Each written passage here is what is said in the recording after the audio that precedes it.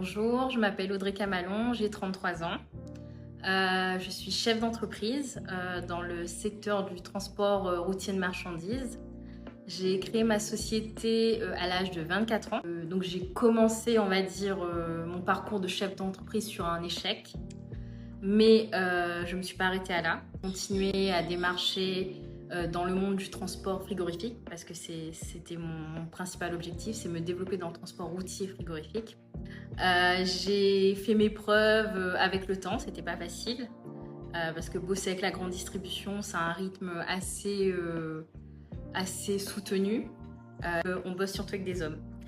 Donc manager l'humain en général, c'est compliqué.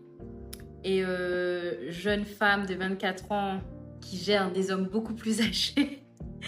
Donc c'est pas facile, mais on va dire que c'était un challenge pour moi. Pour inspirer mon équipe, j'essaie toujours d'être à l'écoute de mes salariés. C'est hyper important d'être proche d'eux, dans le sens où je m'intéresse autant à la partie exploitation, c'est-à-dire livraison, etc. Mais je m'intéresse aussi à la mécanique, qui est un monde d'hommes et qui fait partie de notre métier. Et du coup, en leur montrant qu'une femme s'intéresse à cette partie très, comment dire, à la base, comment dire, ça reste un métier d'homme en fait. Bah, ça montre ça montre qu'en fait, il n'y a pas de genre pour tel ou tel métier. Je veux dire, une femme peut s'intéresser à la mécanique, comme un homme peut s'intéresser à la coiffure. Enfin, il y a pas de... C'est la société qui a créé ça. Mais nous, enfin moi, j'ai voulu casser les codes. Il y a certains qui ont trouvé ça hyper inspirant, surtout les femmes, forcément. Il y a des hommes où ça passe pas du tout, dans le sens, ils ont encore leur mentalité un peu machiste, pardon. Et la semaine dernière, en fait, j'ai embauché une femme.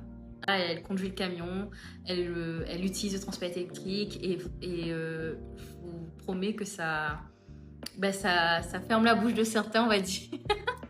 Et ça fait bonne impression. Ça fait bonne impression, ça change peut-être certaines mentalités.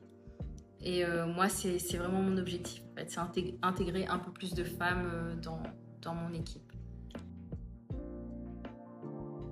C'est comme je vous ai dit, c'est vraiment s'intéresser et montrer que j'ai les connaissances concernant la mécanique du poids lourd, connaissances concernant la gestion du temps, les livraisons, etc. Montrer que je connais le métier autant qu'un homme en fait. Il y a aussi l'autorité, parce qu'en fait, un homme, c'est malheureusement, enfin voilà, ça se passe comme ça. Un homme, il aura naturellement une autorité vis-à-vis d'autres hommes qu'une femme, surtout dans un monde d'hommes.